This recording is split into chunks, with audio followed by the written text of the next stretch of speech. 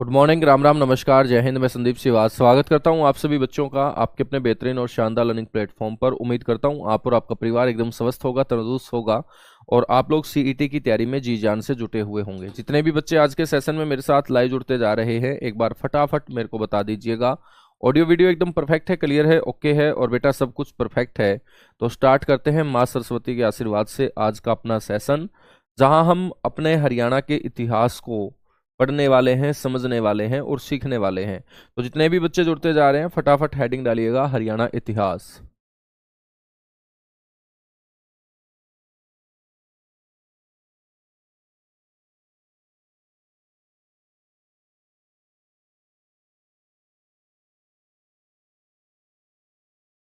हरियाणा इतिहास, ठीक है।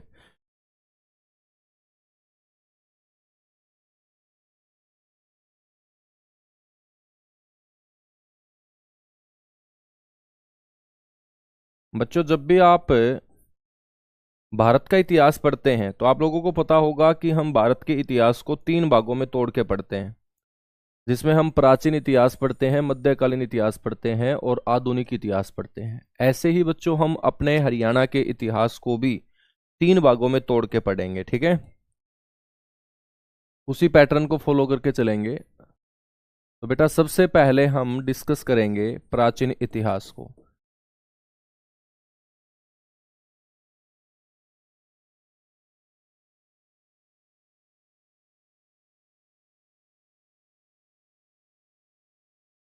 प्राचीन इतिहास को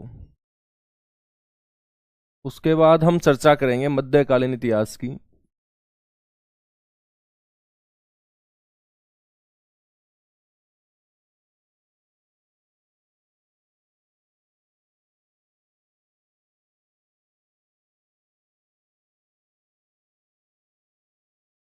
और सबसे लास्ट में बेटा डिस्कस करेंगे हम आधुनिक इतिहास।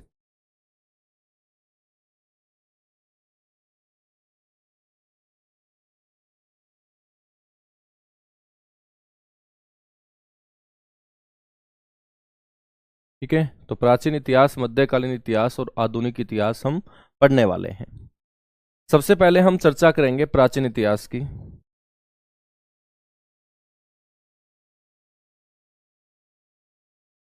तो बच्चों, इतिहास का मतलब क्या है? इतिहास का मतलब है अतीत में हुई घटनाएं और आज से पहले जितनी भी घटनाएं बच्चों हुई हैं, यदि उन घटनाओं का हमें कोई लिखित विवरण मिलता है तो उस विवरण को अच्छे तरीके से पढ़ना, पढ़ के मेरे दोस्त उस क्षेत्र के बारे में सोचना, यही हमारा क्या कहलाएगा? प्राचीन इतिहास कहलाएगा, इतिहास कहलाएगा, ठीक है।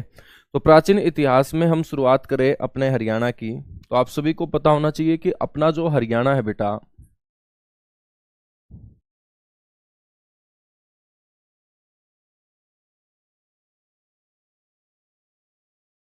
ये आदिकाल से ही भारतीय संस्कृति और सभ्यता का केंद्र रहा है। आदिकाल का मतलब होता है प्रारंभिक युग।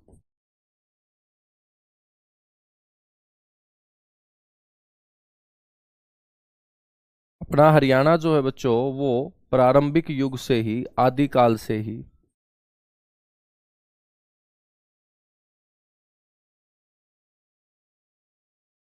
भारतीय संस्कृति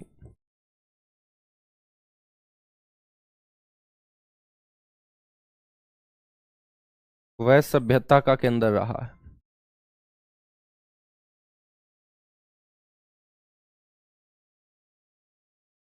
भारतीय संस्कृति व सभ्यता का क्या रहा है बेटा? केंद्र रहा है, ठीक है। भारतीय संस्कृति व सभ्यता का क्या रहा है? केंद्र रहा है, ये आप लोगों को पता होना चाहिए, ठीक है। अपने हरियाणा को बच्चों पुराणों के आधार पर हम बात करें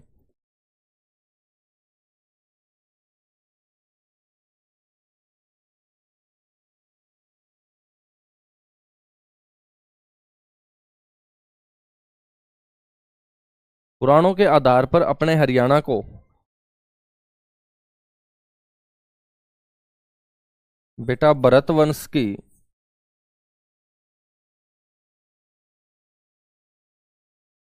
जननी बताया गया है।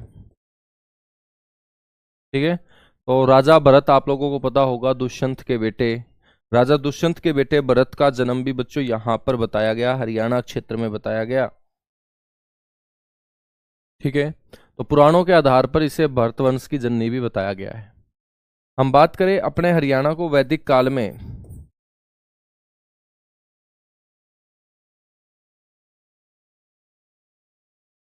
या वैदिक साहित्यों में, वैदिक साहित्यों के अंदर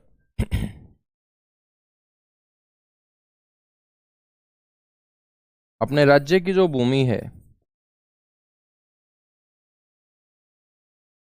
बच्चों, इसको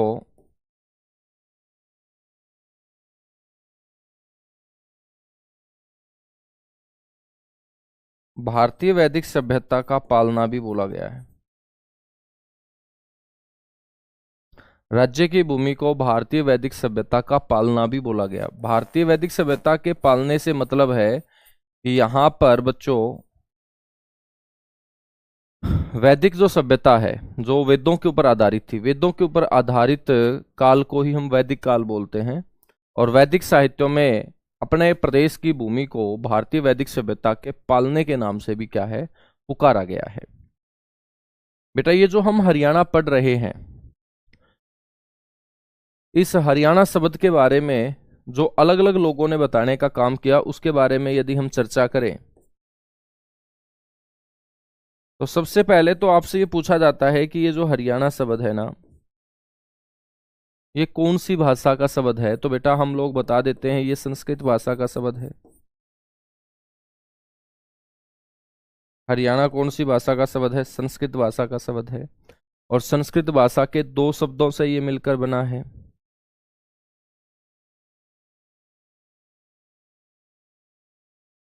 हरि प्लस अयाना।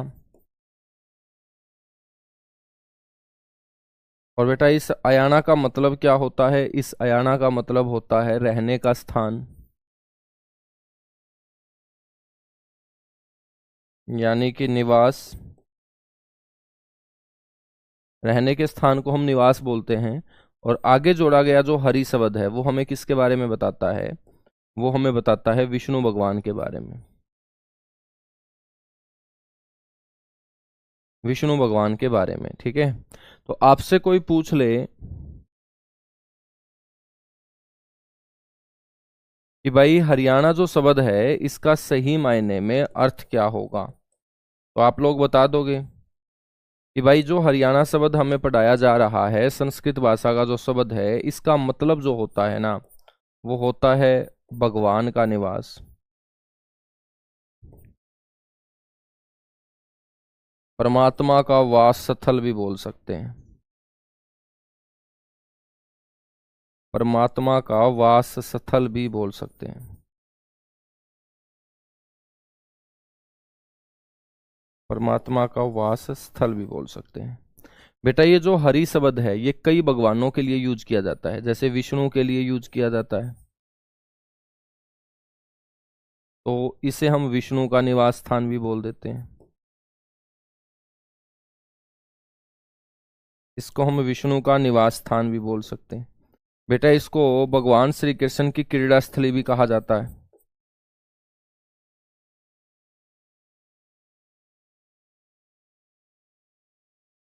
भगवान श्री कृष्ण की क्रीड़ा स्थली, क्रीड़ा का मतलब जहां खेल कूद होता हो, खेलने की भूमि को ही क्रीड़ा स्थली कहा जाता है। ठीक है।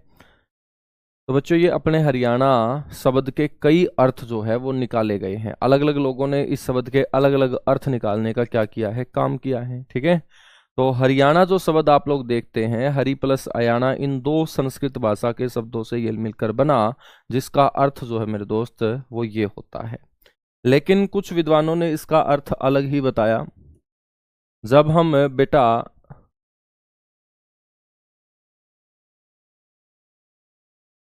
इसके शब्द में से छोटी ई की मात्रा को हम हटा देते हैं,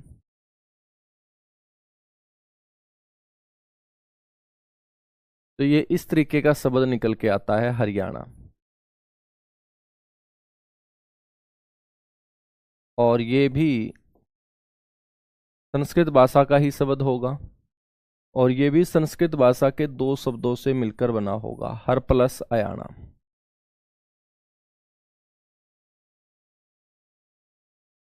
अब हम चर्चा करें तो इस अयाना का मतलब तो बेटा निवास स्थान ही है, लेकिन आगे वाला जो हर है जहां से हमने छोटी ई की मात्रा को हटा दिया, तो अब इसका अर्थ हो जाएगा भगवान शिव से। हरि था तो विष्णु था, अब हमने छोटी की मात्रा को हटा दिया तो बेटा यहां पर विष्णु की जगह कौन से भगवान आ जाएंगे, जिसके लिए हम हर हर महादेव का जयकारा लगाते हैं, और हर हर महादेव का जयकारा भगवान शिव के लिए लगाया जाता है। तो ये जो हमने हरियाणा शब्द लिखा जिसकी छोटी की मात्रा को हटा दिया, तो बच्चों इसका अर्थ हो जाता है भगवान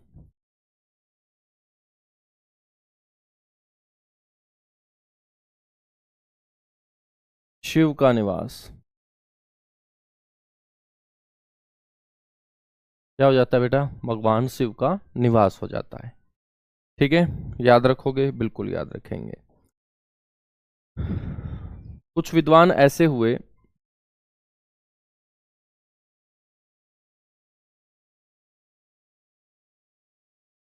जिन्होंने इस हरियाणा शब्द का अर्थ ही कुछ और बता दिया, और वो विद्वान कौन कौन है? उन विद्वानों में मेरे दोस्त नाम लिया जाता है मुन्नीलाल का,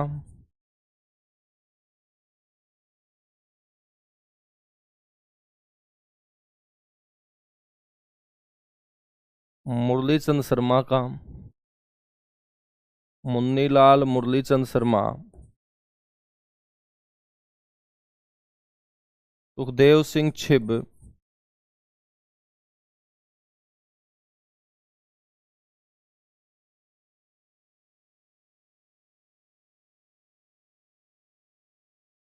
H.A. फड़के।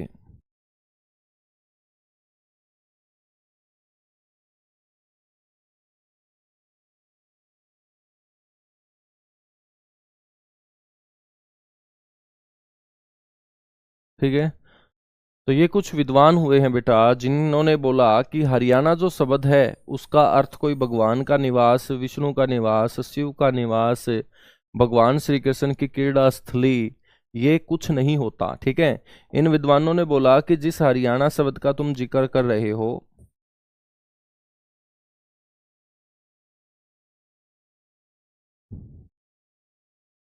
जिस हरियाणा शब्द का आप लोग जिक्र कर रहे हो,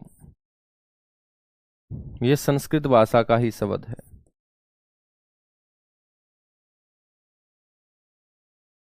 ये कौन सी भाषा का शब्द है? ये संस्कृत भाषा का ही शब्द है।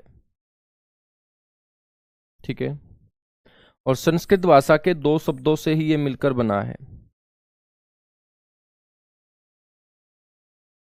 हरि प्लस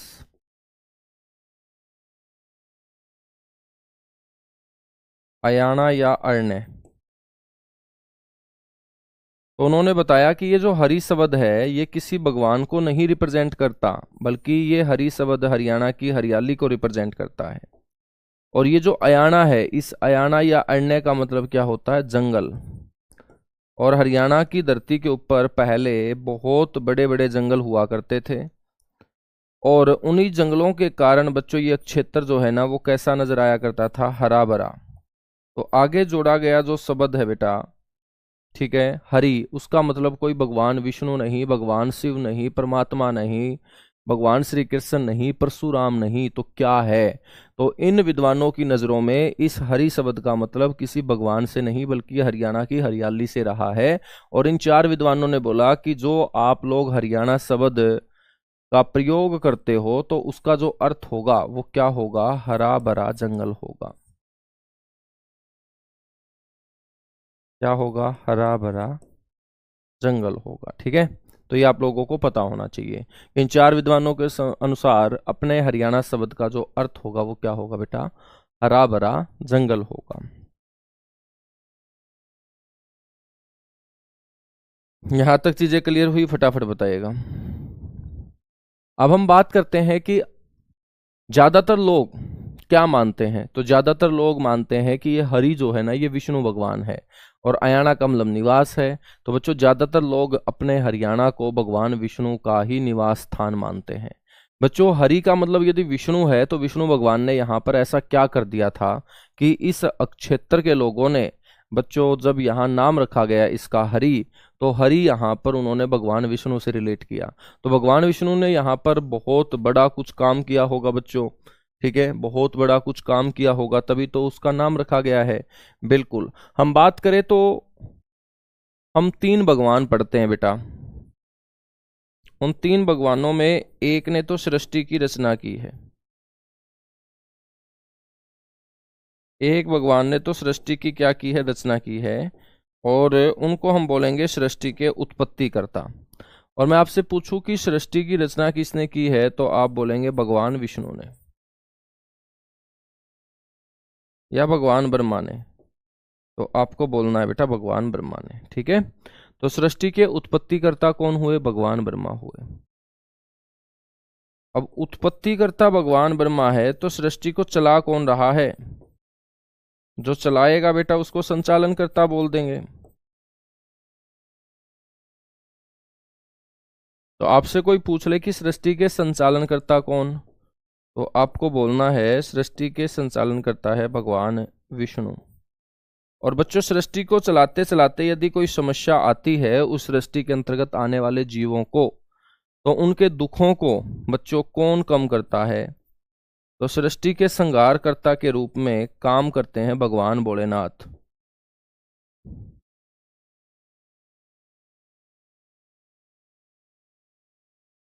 ये तीन ही भगवान हम हिंदू धर्म में पढ़ते हैं बच्चों, बड़े भगवान ब्रह्मा विष्णु महेश, और ये हैं भगवान शिव।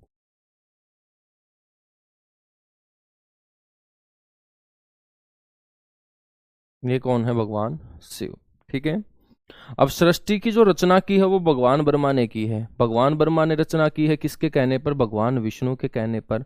और भगवान विष्णु के कहने पर भगवान ब्रह्मा ने जो सृष्टि की रचना की है वो मेरे दोस्त पौराणिक कथाओं के अनुसार हम पढ़ते हैं कि हरियाणा से की है।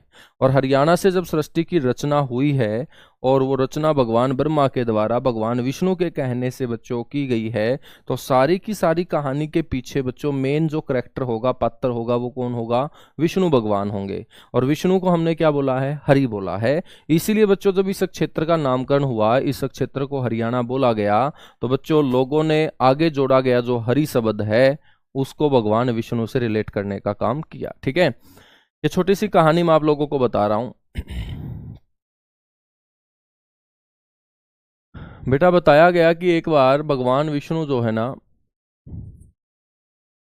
आराम फरमा रहे थे। भगवान विष्णु की मूर्ति आप लोगों ने देखी होगी, काले नाग के ऊपर हमेशा बच्चों तकिया लगाए भगवान विष्णु नजर आएंगे, ठीक है। तो भगवान विष्णु जो है ना एक बार ये आराम कर रहे थे बेटा क्षीर सागर में।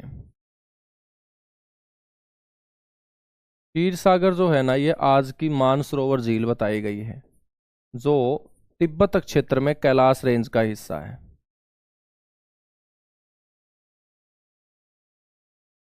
ठीक है। तो भगवान विष्णु जो है वो क्षीर सागर यानी जो वर्तमान में मानसरोवर झील है यहाँ पर मेरे दोस्त आराम कर रहे थे। और जब आराम कर रहे थे तो भगवान विष्णु की नाभि से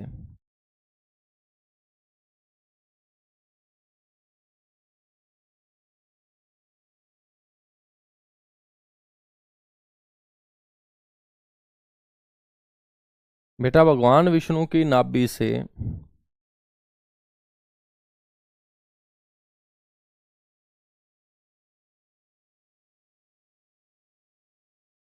एक कमल का फूल उत्पन्न हुआ था। भगवान विष्णु की नाभि से क्या उत्पन्न हुआ? एक कमल का फूल उत्पन्न हुआ। बेटा इस कमल के फूल के ऊपर बैठे हुए नजर आए कौन?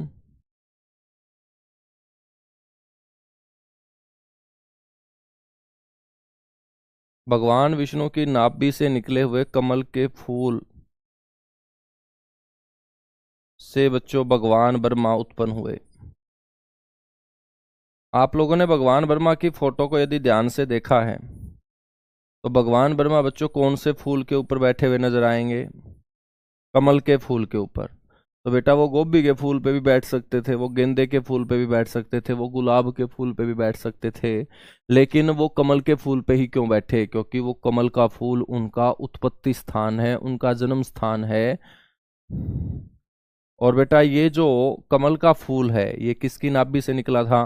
भगवान विष्णु की नाभि से। कब निकला था? जब वो क्षीर सागर या मानसरोवर झील के अंदर आराम कर रहे थे। किसके ऊपर? शेष नाग के ऊपर, काले नाग के ऊपर।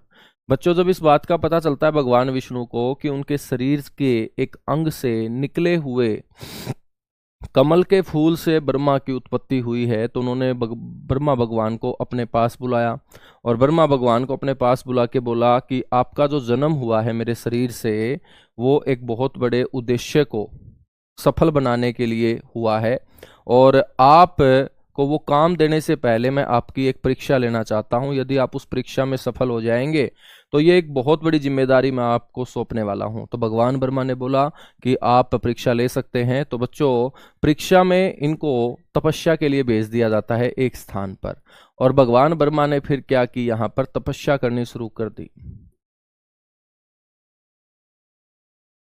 और बताया गया है कि भगवान ब्रह्मा के द्वारा जो तपस्या की गई थी,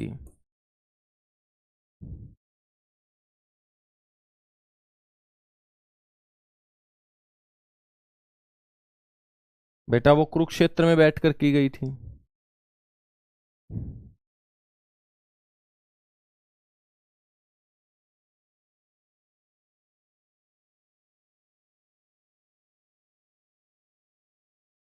ठीक है। और जहां कुरुक्षेत्र के अंदर तपस्या की थी, बाद में मेरे दोस्त इसी क्षेत्र को आर्यवंशी कुरुओं के द्वारा खोदा गया था। जहां पर तपस्या की गई थी इसी एक क्षेत्र को आर्यवंशी कुरुओं के द्वारा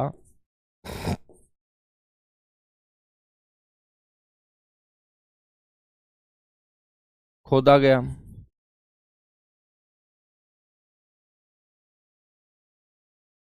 ठीक है।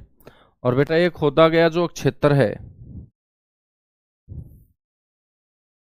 इसका नाम रख दिया गया ब्रह्म सरोवर। तो इस सरोवर को जो आर्यवंशी कुरुओं ने खोदने का काम किया था, बेटा इसका नाम ब्रह्म सरोवर क्यों रखा गया? क्योंकि इस सरोवर के आगे जोड़ा गया शब्द ब्रह्म किसको दर्शाता है? भगवान ब्रह्मा को दर्शाता है। तो भगवान ब्रह्मा ने बच्चों इस सरोवर वाली जगह के ऊपर ऐसा क्या किया था कि इस सरोवर का नाम रखते हुए भगवान ब्रह्मा को याद किया गया? वो इसलिए क्योंकि जहां पर यह सरोवर खोदा गया था बच्चों, यहीं पर बैठकर विष्णु भगवान के कहने पर भगवान ब्रह्मा ने क्या की थी? तपस्या की थी। तो ये किसको समर्पित है ब्रह्म सरोवर? भगवान ब्रह्मा को समर्पित है बेटा। ठीक है। जब ये तपस्या करके वापस भगवान विष्णु के पास जाते हैं तो विष्णु भगवान इनको मेरे दोस्त ब्रह्मांड की रचना करने के लिए बोलते हैं, सृष्टि की रचना करने के लिए बोलते हैं। और फिर बच्चों भगवान विष्णु के कहने पर भगवान ब्रह्मा ने अपने हरियाणा के कुरुक्षेत्र से ही बच्चों सृष्टि की रचना करने का क्या किया था? काम किया था। तो ये भी आपको ध्यान रखना है कि पौराणिक कथाओं के अनुसार या पौराणिक ग्रंथों के अनुसार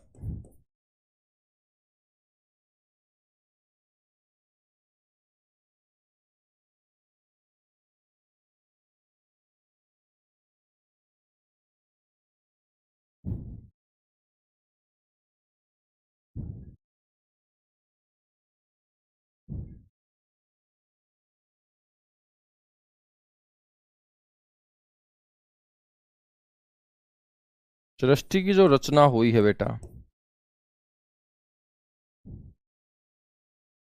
वो भगवान ब्रह्मा के द्वारा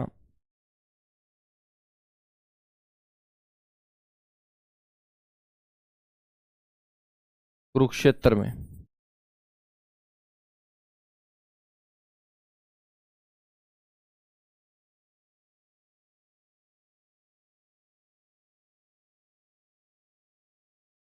कहाँ से की गई है? कुरुक्षेत्र से की गई है। यहां तक बातें क्लियर हुई? फटाफट बताएगा। बिल्कुल स्टेप बाय स्टेप चलेंगे, ठीक है। स्टार्टिंग की 3-4 क्लास जो है ना,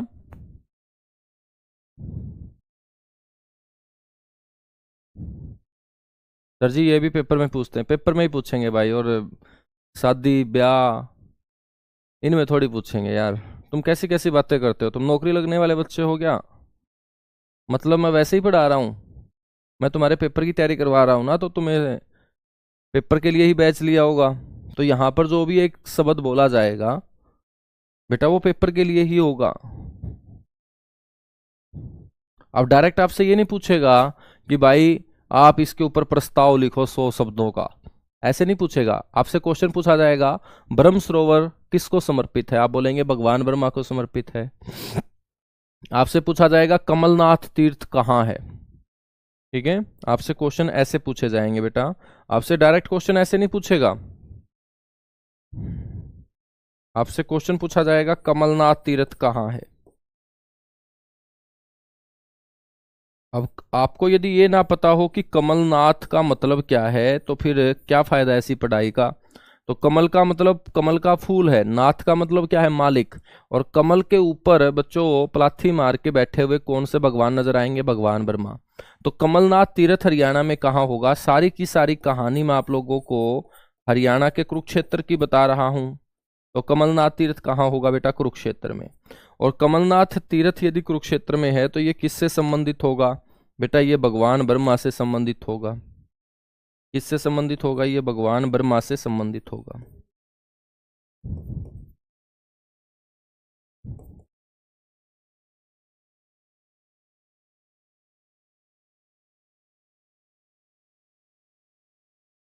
भगवान ब्रह्मा से ये क्या होगा, संबंधित होगा।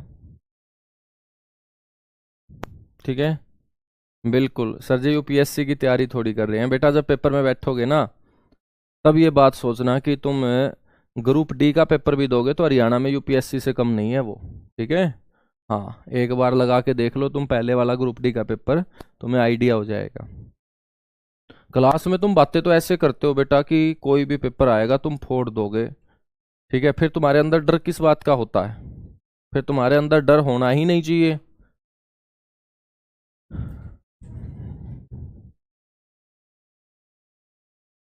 हैं,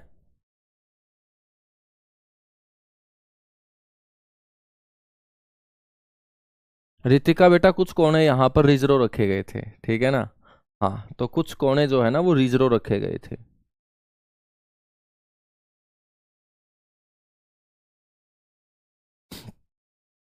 चलेगा, कमलनाथ तीर्थ के साथ साथ बेटा यहाँ पर एक और आपको याद रख लेना है, कमलनाथ मंदिर।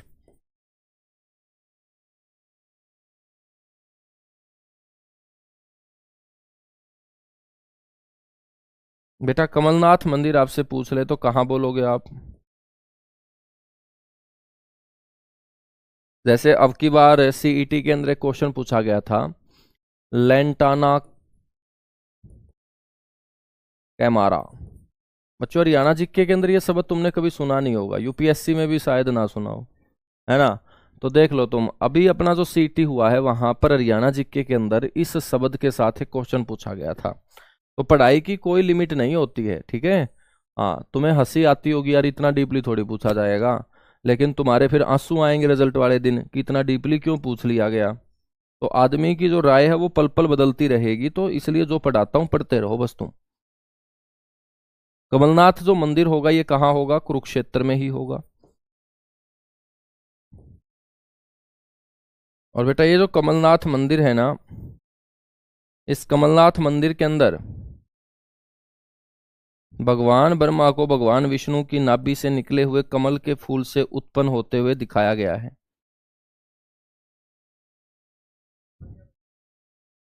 भगवान ब्रह्मा को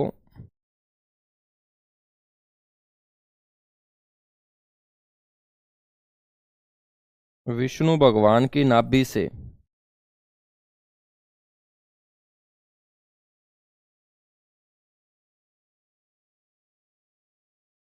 निकले हुए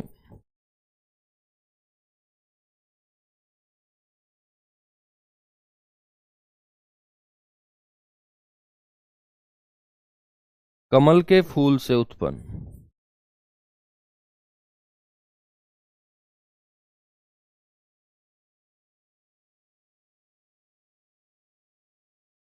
बेटा दर्शाया गया है। ठीक है।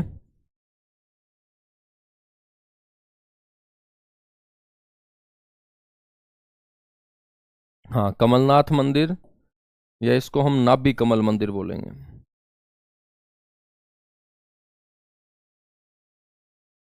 नाभि कमल तीर्थ या नाभि कमल मंदिर।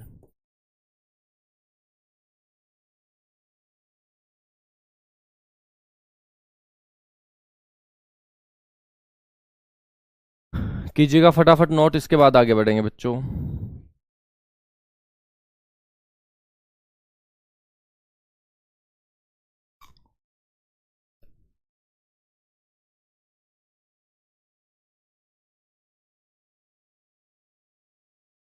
फटाफट नोट कीजिएगा।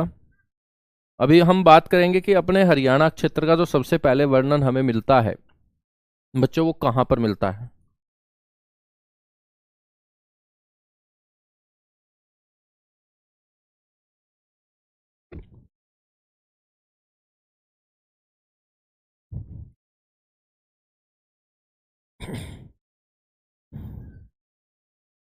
हेडिंग डालिएगा, प्राचीन इतिहास में सबसे पहला पॉइंट हम कवर करेंगे बेटा।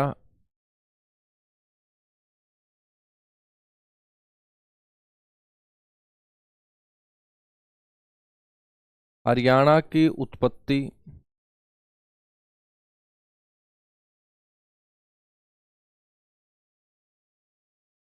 और नामकरण।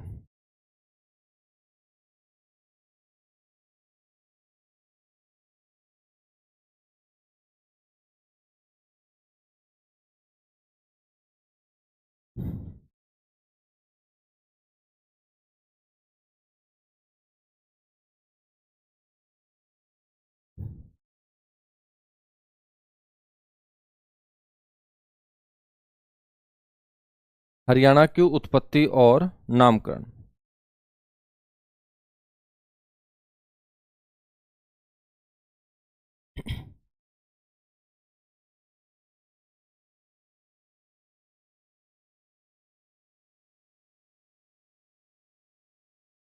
बेटा हम बात करें तो सबसे पहले अपने हरियाणा के बारे में जो वर्णन मिलता है वो कहाँ मिलता है।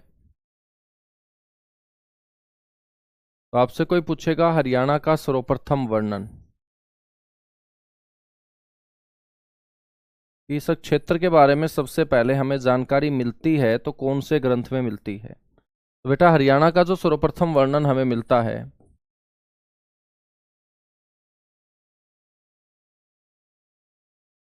वो सबसे प्राचीन वेद ऋग्वेद में मिलता है। ठीक है, हरियाणा का सर्वप्रथम वर्णन हमें ऋग्वेद के अंदर मिलता है बच्चों। और ऋग्वेद के अंदर अपने हरियाणा को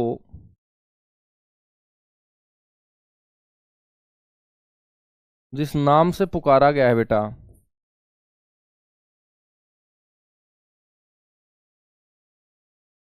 वो नाम है रजंतम हरियाणे।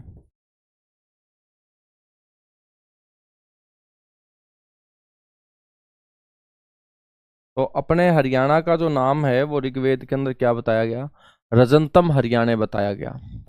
आपसे कोई ये पूछ ले कि ऋग्वेद के अंदर कौन से मंडल में अपने हरियाणा को रजंतम हरियाणे बताया गया है। ऋग्वेद बहुत बड़ा है, सबसे पुराना वेद है, सबसे बड़ा वेद है, जिसके अंदर मंडलों की कुल संख्या 10 है बेटा। और उन्हीं 10 में से मैं बात करूं तो जो 8वां मंडल है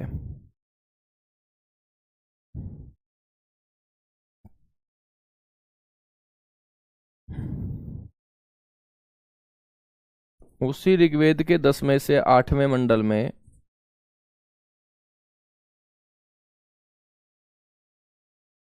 25वें श्लोक है। 8वें मंडल का कौन सा श्लोक है, 25वां श्लोक।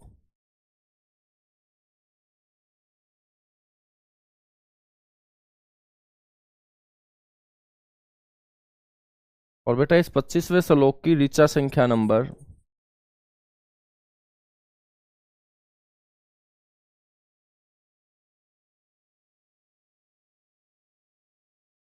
22 में आपको हरियाणा के बारे में पढ़ने को मिलेगा। ठीक है, तो आपसे कोई पूछ ले कि भाई ऋग्वेद के कौन से मंडल में हरियाणा के बारे में जानकारी मिलती है, आप बोलेंगे 8वें मंडल में। 8वें मंडल के कौन से श्लोक, तो आप बोलेंगे बेटा 25वां श्लोक। और 25वें श्लोक की कौन सी पंक्ति ऋचा संख्या नंबर कौन सी होगी, 22। और ऋचा संख्या नंबर 22 में अपने हरियाणा को क्या बताया गया है, रजंतम हरियाणा बताया गया है। तो हरियाणा का सबसे पहले वर्णन ऋग्वेद के अंदर मिलता है, ठीक है। उसके बाद हम बात करें बेटा अथर्ववेद की, जो सबसे बाद में लिखा गया वेद है, और साथ ही साथ मनुस्मृति की।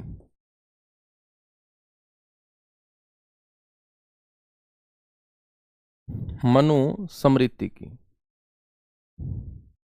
अथर्ववेद बच्चों सबसे पुराना वेद, अथर्ववेद जो है वो सबसे बाद में लिखा गया वेद है।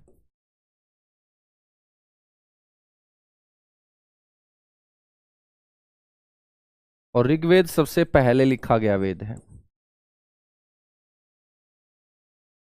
और बीच के दो वेद, एक यजुर्वेद होगा, एक सामवेद होगा। ये जो मनुस्मृति हम पढ़ रहे हैं बेटा, इस मनुस्मृति की जो रचना है वो शवम मनु भगवान के द्वारा की गई।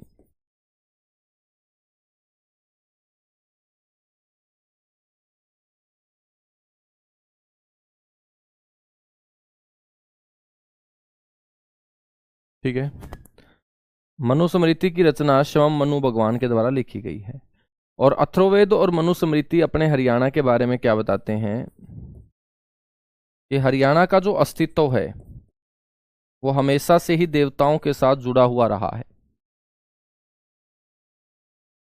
हरियाणा का बेटा जो अस्तित्व है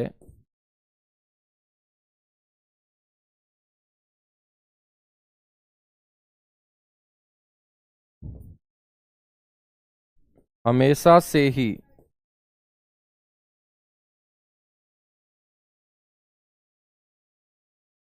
देवताओं से जुड़ा हुआ रहा है।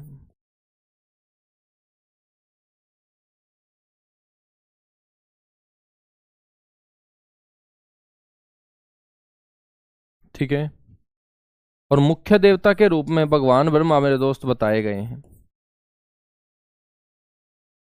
हरियाणा का अस्तित्व देवताओं से जुड़ा हुआ रहा, और मुख्य देवता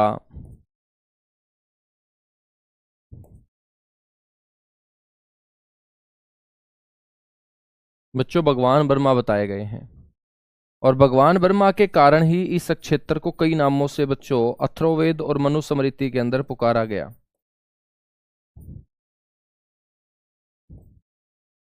और भगवान ब्रह्मा के कारण बेटा ये जो हरियाणा क्षेत्र है, इस क्षेत्र का नाम ब्रह्म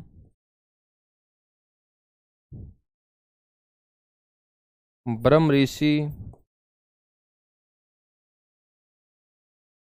ब्रह्मा की उत्तरवेदी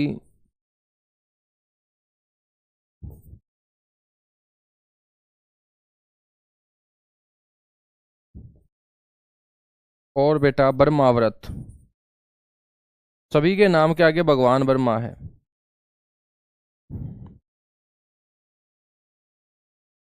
ब्रह्माव्रत पड़ा है, ठीक है।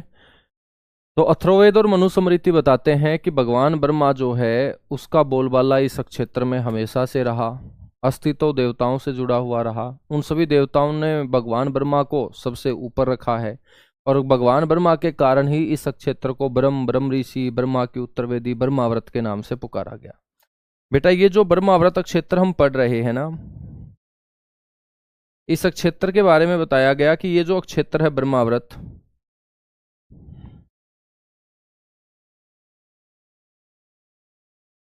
ये सरस्वती और दृष्टि नदियों के बीच फैला हुआ क्षेत्र रहा।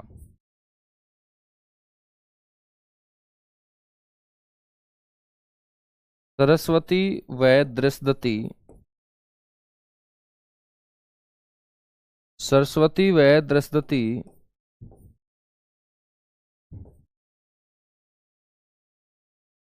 नदियों के बीच का क्षेत्र। तो सरस्वती और दृष्टि नदियों के बीच के क्षेत्र को ही क्या बोला गया है? बर्माव्रत बोला गया है। और ये जो बर्माव्रत हम पढ़ रहे हैं बेटा, जिसकी पहचान हो चुकी है कि ये अक्षेत्र इतिहास में दो नदियों के बीच का क्षेत्र रहा, तो इसको बोल दिया गया प्रादेशिक नाम। हरियाणा का प्रथम प्रादेशिक नाम बच्चों क्या बताया गया है? तो आप बोलेंगे बर्माव्रत। हरियाणा का प्रथम प्रादेशिक नाम। तो सबसे इंपॉर्टेंट क्वेश्चन कई बार पेपरों में पूछा गया कि हरियाणा का पहला प्रादेशिक नाम बताओ, तो आप बोलेंगे बर्माव्रत। और मैं आपसे पूछूं कि इसकी पहचान बताओ, तो आप बता देंगे कि सरस्वती और दृष्टि नदियों के बीच फैले हुए क्षेत्र को ही क्या बोला गया बेटा? बर्माव्रत बोला गया। मैं आपसे पूछूं कि भाई कौन से ग्रंथ के अंदर इसको बर्माव्रत बोला गया है, तो आप बोलेंगे अथर्ववेद और मनुस्मृति के अंदर इसको बर्माव्रत बोला गया है। यहां तक चीजें क्लियर हुई? एक बार फटाफट बताएगा मेरे दोस्त। यहां तक बातें समझ में आई तो फटाफट बताएगा, इसके बाद आगे बढ़ेंगे।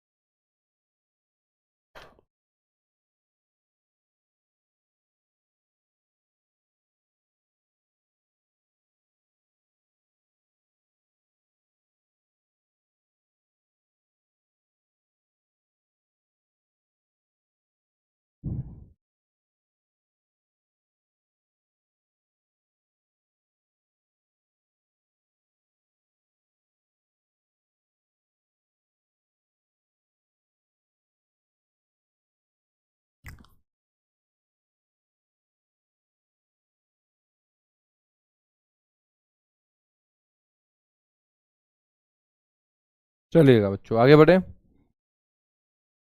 यहां तक समझ में आया? बिल्कुल समझ में आया। ठीक है, तो हरियाणा का पहला प्रादेशिक नाम बर्माव्रत। और बेटा इसकी जानकारी कौन सी ग्रंथ में है? मनुस्मृति। मनुस्मृति और अथर्ववेद के अंदर। ठीक है, हम बात करेंगे बच्चों यही बर्माव्रत जो अक्षेत्र है मनुस्मृति के अंदर, जिसको बर्माव्रत हम बोल रहे हैं अपने हरियाणा को। बच्चों आर्यवंशी कुरुओं के द्वारा जब यहाँ पर 48 कोस भूमि को स्वयं अपने हाथों से खेतीबाड़ी करने के उद्देश्य से खोदा गया, तो इन्हीं कुरुओं के कारण बच्चों महाभारत काल के अंदर इस बर्माव्रत को क्या बोल दिया गया? कुरुक्षेत्र बोल दिया गया। ठीक है, तो आपको ध्यान रखना है महाभारत काल।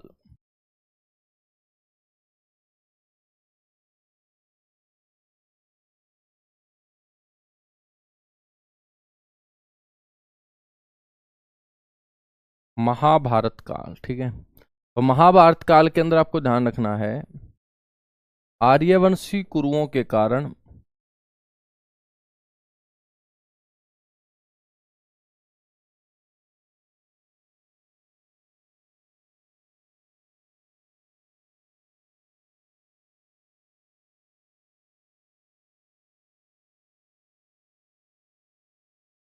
आर्यवंशी कुरुओं के कारण बच्चों जो बर्माव्रत क्षेत्र है,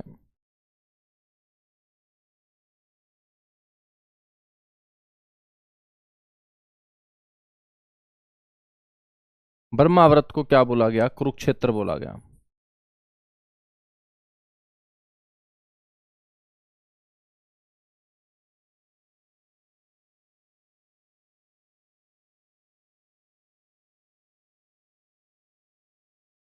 ठीक है।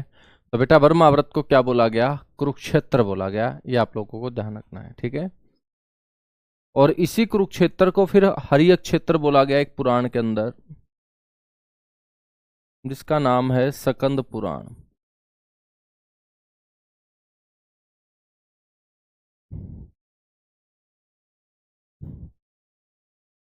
और सकंद पुराण का बेटा एक खंड है कुमारिका खंड। सकंद पुराण का एक भाग है जिसको हम बोलते हैं कुमारिका खंड। तो सकंद पुराण के कुमारिका खंड में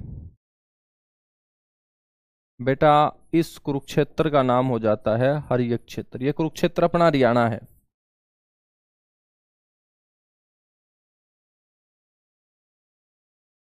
तो कुरुक्षेत्र का नाम क्या हो जाता है?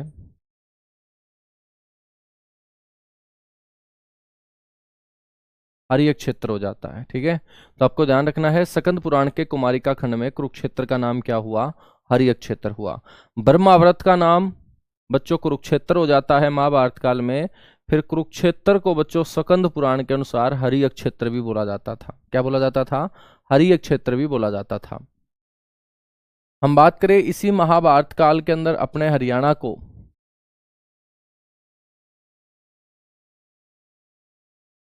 तो याद रखना है इस काल में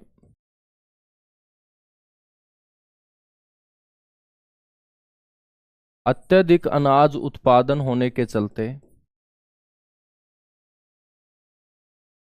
बेटा इस काल के अंदर आर्यवंशी कुरुओं ने खेती बाड़ी करके इस जमीन से बड़े स्तर पे अनाज का उत्पादन किया। और इस काल में अत्यधिक अनाज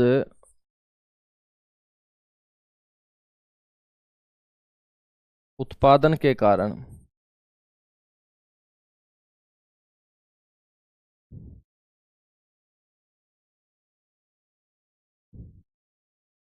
बच्चों ये जो कुरुक्षेत्र है जिसको हम अपना हरियाणा बोल रहे हैं, इन लोगों ने इस क्षेत्र का नाम रख दिया बहुधान्यक।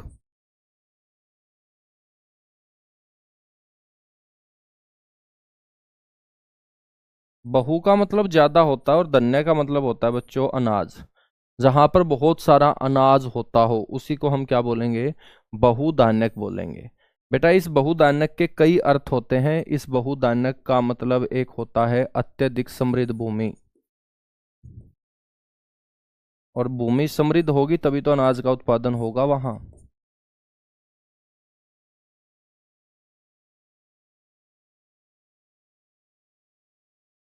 अत्यधिक समृद्ध भूमि, या इसे हम बोल सकते हैं बहुत सारा अनाज।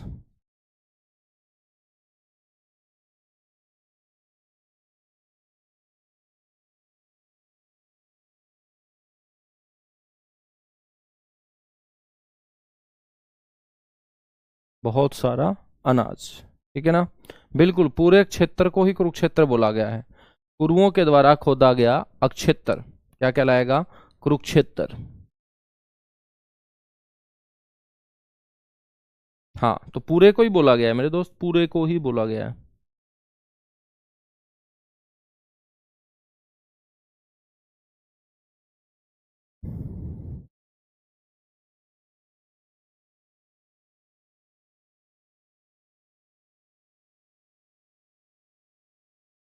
याद रखेंगे? बिल्कुल याद रखेंगे।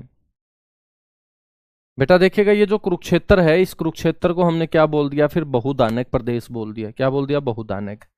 लेकिन इस कुरुक्षेत्र का जो नीचे वाला इलाका था, मतलब हरियाणा का जो मेरे दोस्त दक्षिण पूर्वी इलाका था, उसको किस नाम से पुकारा जाता था? तो ये याद रखना है, कुरुक्षेत्र का मतलब यहाँ हरियाणा है।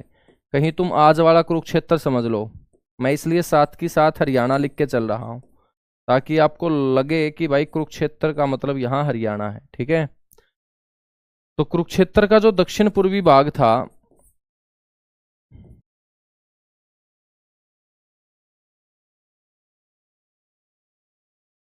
बेटा कुरुक्षेत्र के इस दक्षिण पूर्वी भाग को खांडोप्रस्थ कहा जाता था। क्या कहा जाता था? खांडोप्रस्थ। उस समय क्या कहा जाता था? खांडोप्रस्थ, ठीक है। और यही खांडोप्रस्थ मेरे दोस्त बाद में भगवान इंद्र के द्वारा बहुत अच्छे तरीके से जब इसे बसाया जाता है तो ये कहलाता है इंद्रप्रस्थ। और इसी इंद्रप्रस्थ को बच्चों आज हम क्या बोलते हैं, नई दिल्ली या दिल्ली बोलते हैं। ठीक है, और दिल्ली हरियाणा के कौन सी दिशा में है, दक्षिण पूर्वी भाग में। और बताया गया है कि कुरुक्षेत्र का जो दक्षिण पूर्वी भाग है इसको पहले किस नाम से जाना जाता था, खांडोप्रस्थ के नाम से जाना जाता था। ठीक है भाई, यहां तक चीजें क्लियर हुई। मंजीत सिंह उसके बारे में भी हम चर्चा करेंगे एक बार, फिर हम दोबारा से बात करेंगे कि अपने हरियाणा को स्कंद पुराण के कुमारिका खंड के अंदर हरियाला बोला गया है। क्या बोला गया है, हरियाला बोला गया है।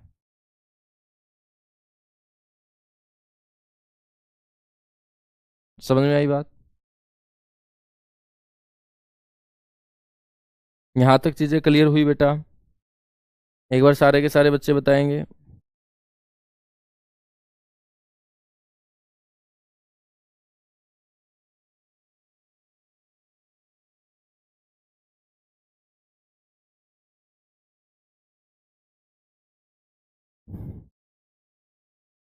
चलेगा।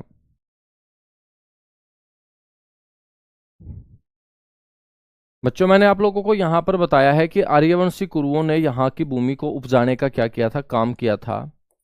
तो जब आर्यवंशी कुरु यहाँ पर आए थे और उन्होंने यहाँ की 48 को भूमि को स्वयं अपने हाथों से खोदने का काम किया, बेटा उस समय इस भूमि को किस नाम से जाना जाता था ये आपको ध्यान रखना है। ठीक है, यानी कि आर्यवंशी कुरुओं के द्वारा उपजाई गई भूमि इस नाम से जानी जाती थी।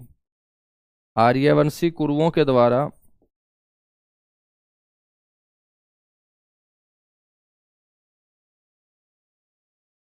उपजाई गई भूमि,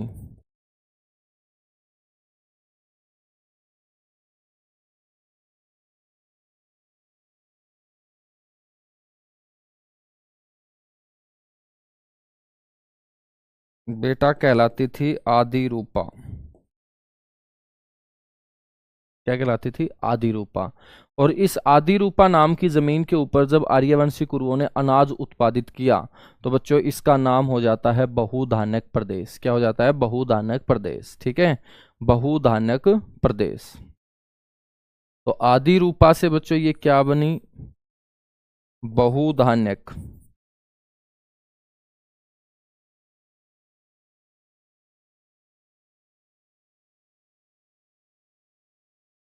बहुधान्यक प्रदेश।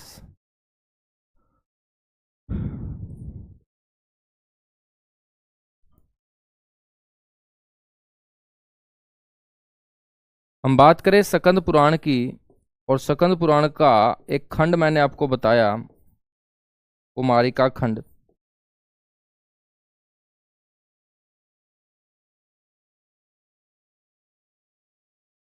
स्कंद पुराण का बेटा कौन सा खंड, कुमारिका खंड। और स्कंद पुराण के इस कुमारिका खंड में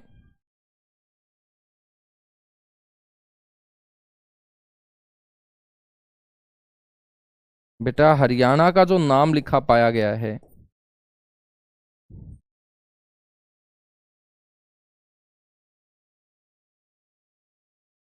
वो हरियाला लिखा पाया गया है। क्या लिखा पाया गया है, हरियाला लिखा पाया गया है। ठीक है, अब अलग अलग पुराणों के अंदर अलग अलग लोगों ने मेरे दोस्त अपने अक्षेत्र को अलग अलग नामों से पुकारने का क्या किया, काम किया। जैसे मैं बात करूं तो आपको लिखना है यहां पर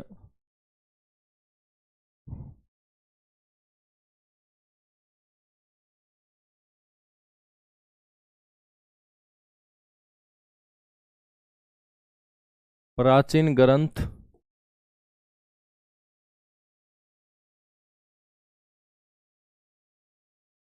ग्रंथों के एक बार सारे के सारे एक साथ पढ़ लेते हैं, उसके बाद व्यक्ति तो बता दूंगा आपको। ठीक है, तो बेटा स्कंद पुराण के अंदर अपने हरियाणा का क्या नाम बताया गया, हरियाला नाम बताया गया। ऐसे ही मैं बात करूं, एक ग्रंथ है महाभारत का ही नकुल दिग्विजय।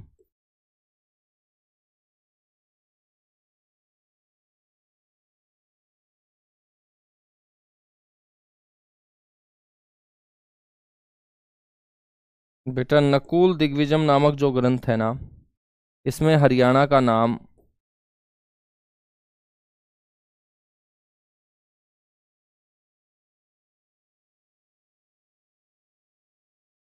क्या बताया गया? दसारण, कि हरियाणा को दसारण के नाम से भी जाना जाता था।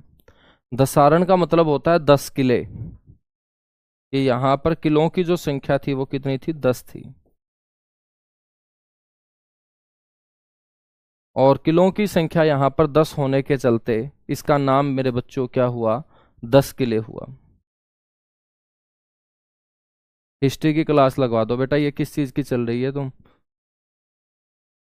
तुम्हें यही नहीं पता कि चल क्या रहा है? हैं? कि सर पॉलिटी खत्म हो चुकी है, हिस्ट्री की क्लास लगवा दो बेटा। पॉलिटी के बाद तो जिले भी खत्म हो चुके हैं मेरे हिसाब से। जिस दिन पॉलिटी शुरू हुई होगी उस दिन तुमने क्लास लगाई होगी, और उसके बाद आज जाग रहे होगे तुम, है ना? आज तुम्हारा मन कर गया होगा कि यार पढ़ लेते हैं, बहुत दिन हो चुके हैं मजे में। अब मजे मजे में तो जिंदगी चलेगी नहीं, तो आज पढ़ लेते हैं, इसलिए आप ऐसी ऐसी बातें कर रहे होंगे।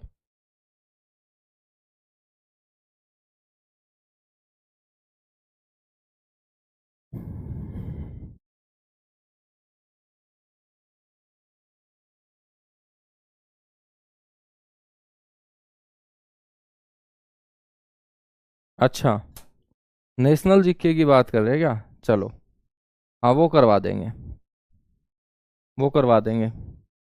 अच्छा अच्छा, फिर ठीक है। मैंने सोचा हरियाणा की बात कर रहे हो यार तुम। चलेगा, तो आज के लिए इतना सा ही हम पढ़ेंगे, बाकी मेरे दोस्त इसको कल कंटिन्यू करेंगे। तो ये इतिहास शुरू में थोड़ा सा आपको अटपटा लगेगा, उसके बाद सारी की सारी बातें आपको हरियाणा के बारे में सुनी सुनाई मिलेंगी। तो ये जो अटपटी बातें हैं इनके ऊपर आपको ज़्यादा समय लगाना है ताकि ये बच्चों आसान बने। मुश्किल कुछ नहीं है, बस एक बार चीज़ों को समझना पड़ेगा कि भाई हरियाणा के बारे में हम जिक्र कर रहे हैं, तो हरियाणा का सबसे पहले नाम हमें, उसका वर्णन हमें कहाँ मिलता है? सबसे पुराने ग्रंथ में मिलता है। उसमें हरियाणा को क्या बोला गया है? बच्चों, मनुस्मृति अपने हरियाणा के बारे में क्या बताती है? महाभारत काल में हरियाणा के नाम किस तरीके से बदले हैं? सकंद पुराण के अंदर हरियाणा को किस नाम से पुकारा गया है? सकंद पुराण के अंदर कुरुक्षेत्र को क्या बोला गया है? हरिक्षेत्र बोला गया है। नकुल दिग्विजय नामक ग्रंथ के अंदर हरियाणा को क्या बोला गया है? बेटा दसारण बोला गया है। क्या बोला गया है? दसारण बोला गया है। ठीक है, हाँ। तो चीज़ें धीरे धीरे अपने आप आसान होती जाएंगी। थोड़े से अटपटे शब्द हो सकता है उन बच्चों को लगे जिन्होंने आज तक हरियाणा की हिस्ट्री नहीं पढ़ी होगी अच्छे से, या वो सिर्फ कोई भी किताब लेके रट्टे मारने के आदी होंगे। तो रट्टे से काम नहीं चलेगा, चीज़ों का पता होना चाहिए। स्टेप बाय स्टेप जैसे जैसे इतिहास में चीज़ें घटित हुई होंगी उसी तरीके से हम बच्चों इसको आगे लेके बढ़ेंगे। ठीक है, चलेगा। Thank you.